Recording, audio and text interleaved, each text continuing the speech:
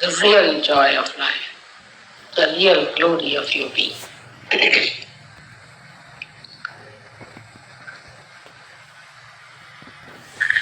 It has worked in so many people that you have entered into that subtler understanding. Some people are only at a mental level, maybe it doesn't matter. Maybe some are only at a physical level that they can feel it. Doesn't matter. But you are on the correct lines. You are moving correctly. Try to meditate. Meditate more so that you reach your inner being. And this inner being is the vast ocean of bliss which exists in every one of us. Is that vast, glorifying flood of light that floods everybody's inner beauty. So to approach it, you have to go within yourself by denying things which are against it, against your movement. Sometimes the wind can be very, very strong for you to misunderstand that the glory of God is within. But turn back. Every moment,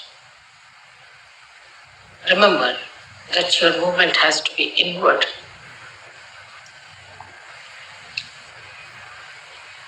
When you move inward, you forget the ideas of your outer glories.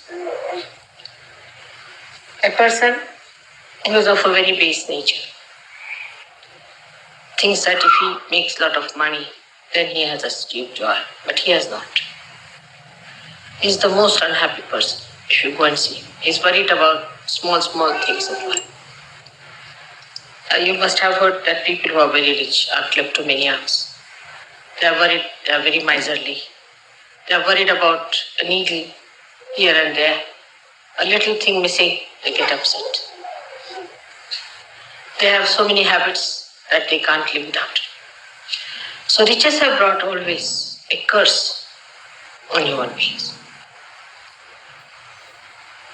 So those who seek only the riches cannot enjoy them.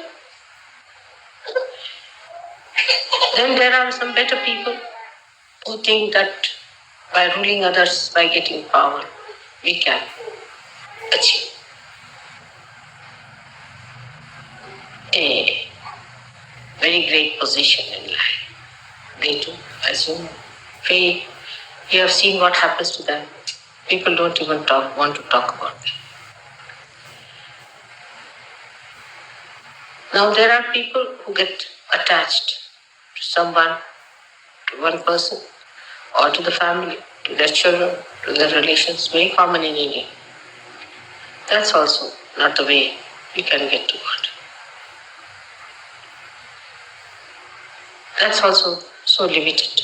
Keeps you hanging around them and wasting your energy completely.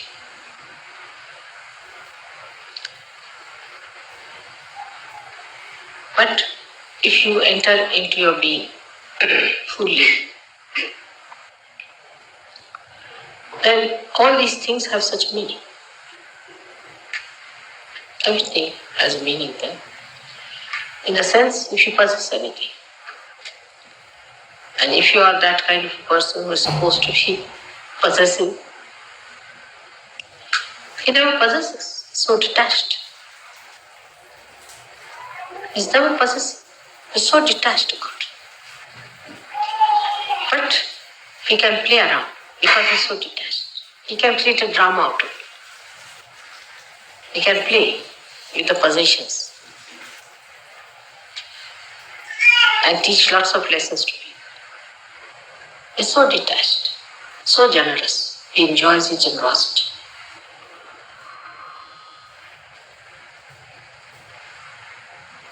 the whole thing becomes so different, so dynamic.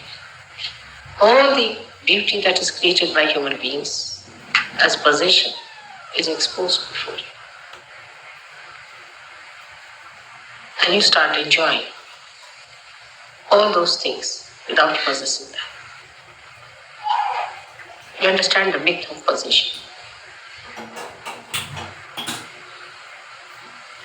Same with your powers that people have over other people. Those who try to make money out of Sahaja or want to have a kind of a privilege over Sahaja, it can be very subtle. This can go very far. The subtlety goes to this extent that I've seen people try to save money on account of Sahaja. That's also the attention is on money. To make money or to save money, to make a business out of Sahaja is all absurd. But if you say so, I said, all right, go ahead for a while. Try. You'll find that Sahaja Yoga is no business. Of course, Sahaja Yogis can work together, can do some business. But Sahaja Yoga is no business. It's business of God, where you have to give everything that you have, not to be attached to it, not to be attached. There's no money to be paid as such, but all your heart is to be poured into it. If you cannot pour your heart into it, you cannot achieve that. Same about power. Some people think that we can even overpower Sahaja Yogis, impress them, control them.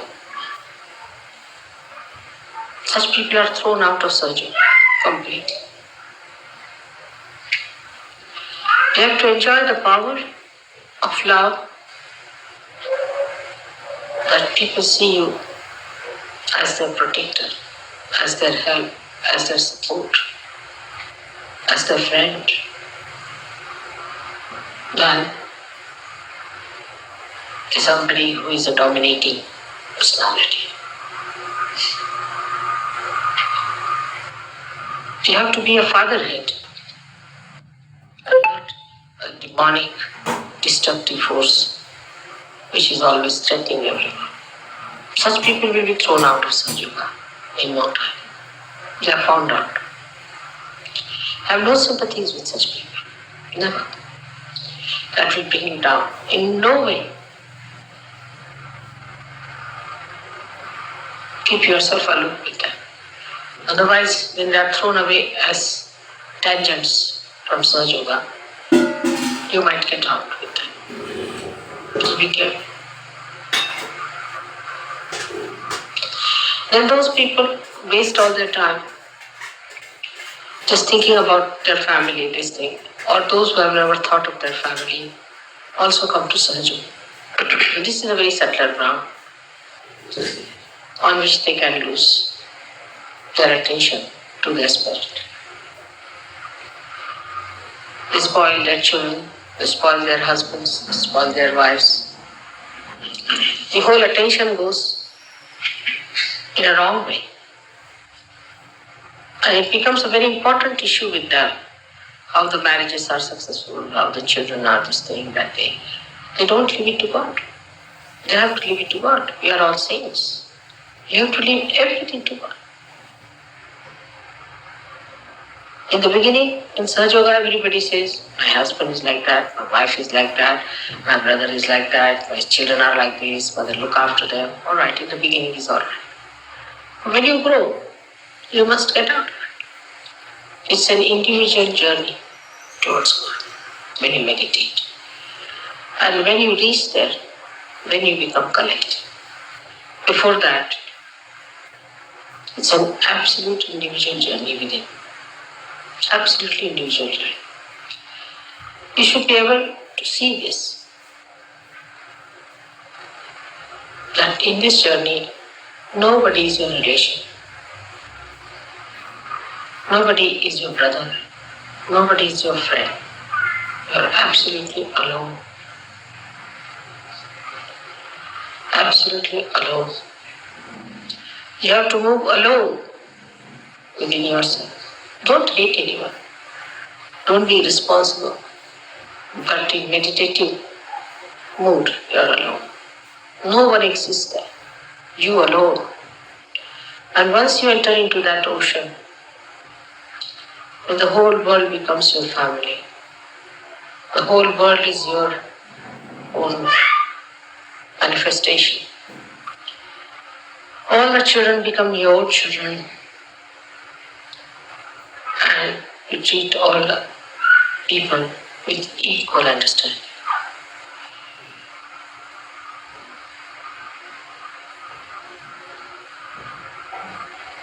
The whole expansion takes place when you enter inside your spirit and see starting through the eyes of the spirit. With such calm, such peace, such bliss, such meaning. You have to be ready for that journey.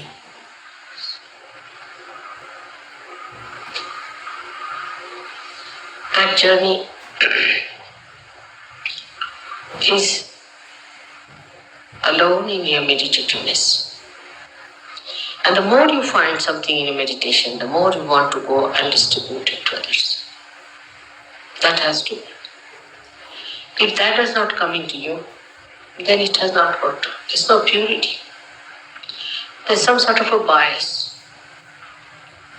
In that individual pursuit, whatever you find, you want to enjoy it with others. You want to give it to others. This is the sign of a person who has been really meditative. The one who is meditative and has not been able to distribute what he has found is cheating himself and cheating others as well. Because that joy that you receive in your meditation has to be distributed, has to be given, has to be shown. It should flow in your being as a light radiates from every element lamp. You don't have to take a vow to say that this is an enlightened light. In the same way, a saint should not be certified that he is a saint. But the depth you achieve within yourself spreads all over. It is such an action as a reaction. The more deeper you become, the radiation is much more. A simple person, very ordinary person, uneducated person can be like that. We have, one gentleman called Wari in Bombay. He's an old man. He's so deep. He radiates. People depend on him. He radiates love. So meditative. You don't have to spend too much time on meditation. But whatever you spend time, whatever you gain, has to be visible outside. How you radiate and how you give it to others. That's the quality of the saints you have to be. Unless and until we become deeper, we cannot save other surgeries. And we cannot save those who are not surgeries. You have to rise higher and higher to pull the whole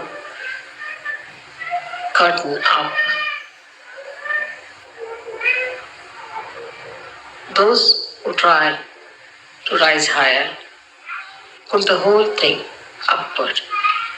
And they give a pull to everyone who ascends it.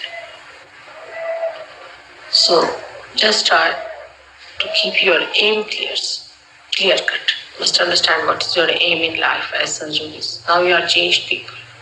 You are no more people who have to deal with possessions or worry about them, about mundane things, about your livelihoods. You are no more people who have to worry too much about your health and things on your personal lives. You are not to worry also about your jobs. so much. That's not important. And last of all, not to worry about your family, children, husband, wife, and find a pocket for you to hide into it. Because the only thing where you can really hide yourself is the love of God, where you can really get the great, restful, blissful feeling of His complete protection.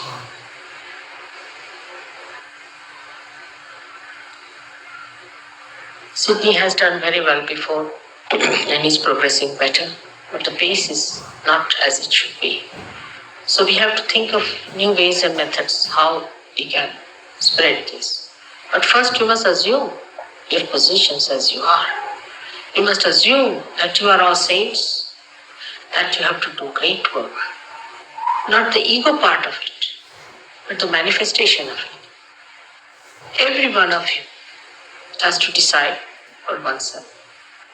I'm sure it's going to work out. And this time my visit is going to help you a lot by understanding what is the best to spread this light all over. May God bless you.